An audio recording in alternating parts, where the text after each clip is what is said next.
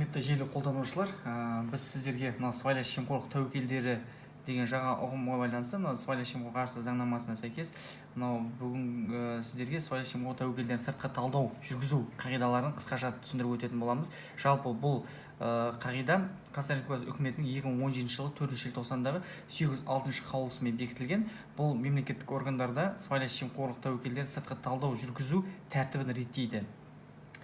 Енді бұның мақсаты мемлекеттік органдар мен ұйымдардың қызметінде сыбайлас жемқорлық тәуекелдерін анықтап, оны жою бағытында шаралар қабылдауды көздейді. Осы қағидалар мына салалардың қатынастарда, яғни қолданылмайды. Сыртқы талдау жұмыстары, яғни осы салаларда қолданылмайды. Мысалы айтатын болсақ, прокуратура жүзеге асыратын жоғары қадағалауда, қылмыстық істер бойынша сотқа дейінгі іс жүргізуде, әкімшілік бұзушылық туралы істер бойынша іс жүргізу, сот төрелігі, жедел іздестіру қызметі, қылмыстық атқару қызметі, Қазақстан Республикасының мемлекеттік құпиялар туралы заңнамасы талаптарының сақталуын бақылау саласында, яғни осы сыртқы талдау жүргізілмейді. Сондай-ақ сыртқы талдау, яғни бірлескен шешім негізінде жүргізіледі. Сыртқы талдау барысында, яғни мысалы айтатын болсақ, мынау ақпарат көздері ретінде мынау бұқаралық ақпарат құралдарындағы материалдар, сондай-ақ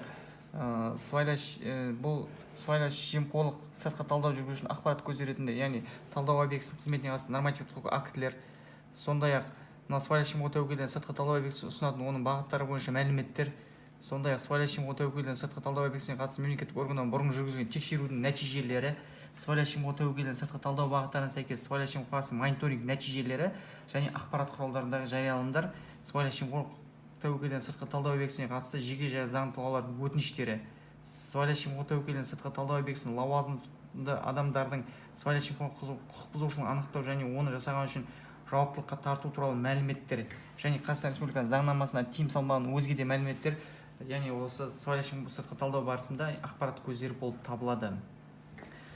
Сыбайлас жемқорлық тәуекелдерін талдау қорытындысы, яғни сыбайлас жемқорлық сыртқы талдау 30 жұмыс күні ішінде жүргізіледі. Бұл, яғни айттық, бірлескен шешім негізінде, яғни сол ұйыммен мемлекеттік қызмет істері және сыбайлас жемқорлыққа қарсы іс-қимыл